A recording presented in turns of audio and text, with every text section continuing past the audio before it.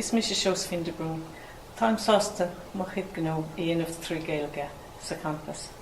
Táim an seoinniu le ide Vic Ristard chun Cúpla Ceist agart. Díogad ide. Díos mar agad a Seosaimhín. Ide, cén hostatá agad san ollscoil. Tá mé mar léictúir agus I man taide inaltóireacht bogarí. Agus ide cén ádatású sa fos seo. Well, tháinig mé go limnach an lá chéine ar tháinig an papa go limnach. Ach tá mé ag obair an seo le 5 mbliain. No. An de hynny timplach na hollscoil leat ide. Ó tá sé go hálan.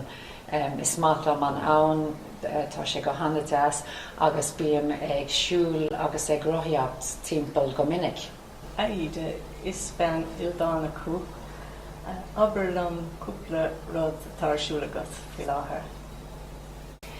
Bíam ag sinnam cheol leis an grúpa cruniú san ollscoil, agus gach luúin bíam ag déanamh dása le céim, dása set dhéanamid an sin, agus uaireanta bíam I má bhanistóireacht commógiaachta leis an dlob mairua bóthar, agus freisin is matlam ag múnú sa bháilteacht isce sa linsnáfa. Is duine anna gnóthach tú mar sin.